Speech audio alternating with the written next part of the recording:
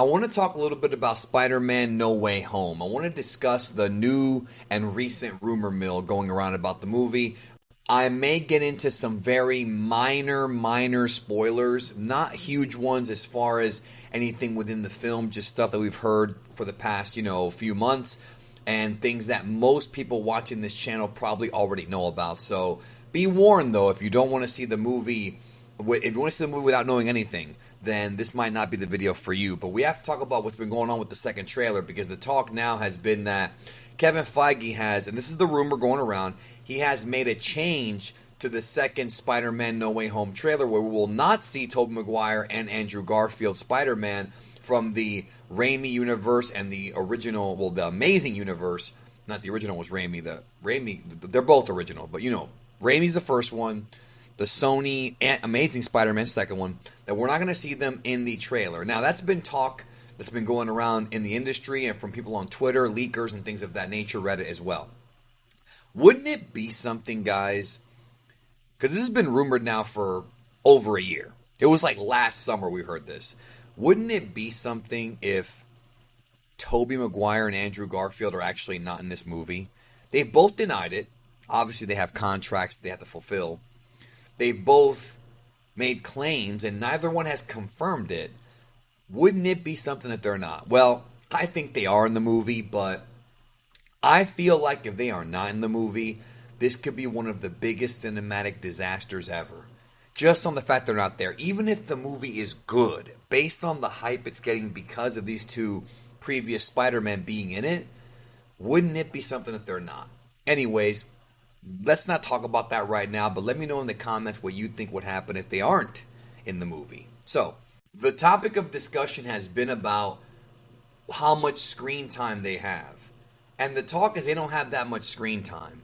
There was a rumor that they only have, a couple scenes. I don't believe that for 1 minute. They have to be in the movie for it to make sense long term.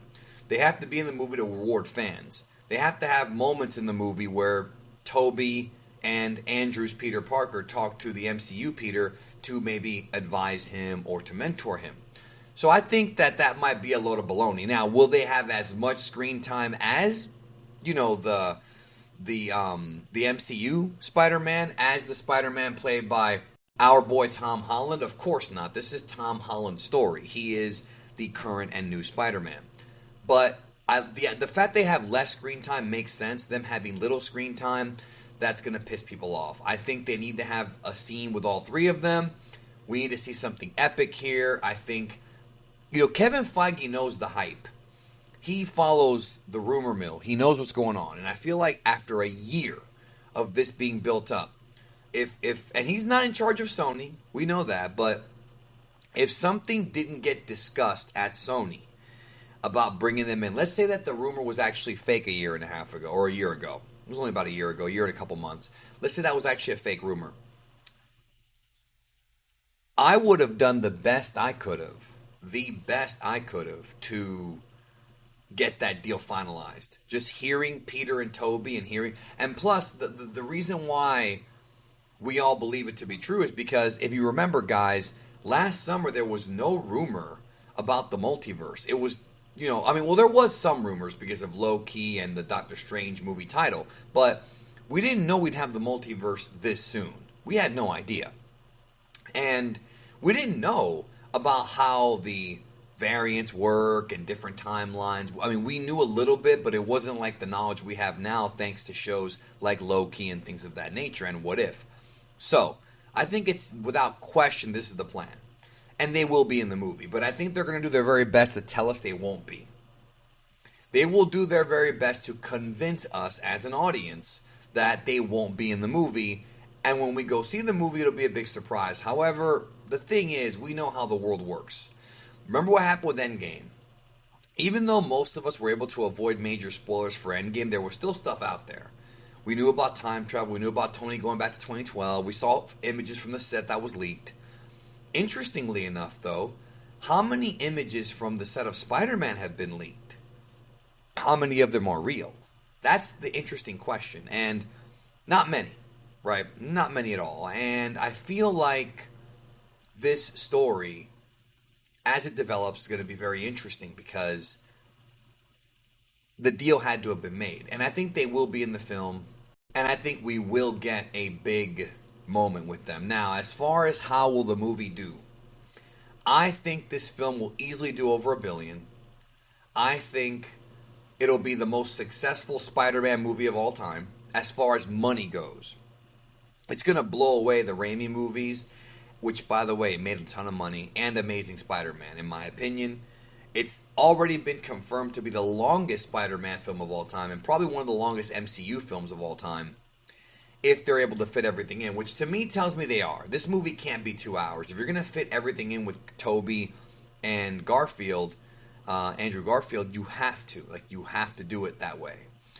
So, really, to me, I predict this movie's going to do $1.5 billion. I'm predicting $1.3 to $1.5 billion. That's my prediction on this channel. Maybe I'm wrong. Maybe it'll do $2 billion. I don't think so because Endgame was very, very special. But this is also very special. Perhaps not as much of a capstone story as Endgame, but still a movie that's been pretty hyped up. The thing is that we knew going into Endgame what the story was as far as like what happened before. In this movie, we only know a little bit because they haven't actually shown us the other two Spider-Men. In my opinion, I think Kevin Feige taking Andrew Garfield and Tobey Maguire out was a mistake. I think having them in the trailer as opposed to being a surprise in the film, I think that's actually a smarter idea because when the fans know they're going to be in it, yeah, you're playing your hands, but you're not playing all your hands. You don't know who lives, you don't know who dies, you don't know who is going to do what, who's going to save who. Will we see Mary Jane? Will we see Tom Hardy? We don't know everything. Matt Murdock, we don't know what they're going to do. But just showing the other two Spider-Men, even if you just show them for just a minute, to me, is good business. Then we're going to know for sure that they're in the movie. Then we're going to know for sure that when we pay our ticket, we're going to see them do something. And even if it's not what we want them to do, even if characters die without us wanting it to happen, at the very least, we will know that they are in. And the audience will know, like, okay, if I spend my money, I'm going to get my money's worth when it comes to Spider-Man No Way Home. Either way, this is a hugely hyped movie. I think if they're not in it, it's the biggest disappointment in MCU history, even more than the WandaVision thing with the X-Men not being in there, you know, that whole thing. This is bigger than that in my opinion, because you can't screw around with Spider-Man, yo. You can't screw around with Spider-Man. You just can't. So, anyways, I think $1.5 billion. Let me know in the comments your prediction for the box office for Spider-Man No Way Home. Do you think it's going to cross $1 billion? Will it do 1.5? I don't see it doing 2, guys. I just don't. Maybe in a pre-pandemic world, it could have been done 2, but there's still people who are afraid to go to the movie theater. There's still certain places that really can't in the world, so I just don't see that happening. But I think 1.5 for this world that we live in is a healthy number. And they're going to make a ton more on Blu-ray, 4K, and Disney Plus whenever that happens. If it's even on Disney Plus, it's a Sony movie, so Sony's going to make the money here. But we'll see what happens. Anyways, with that being said, thanks for watching. What do you think? We'll talk soon.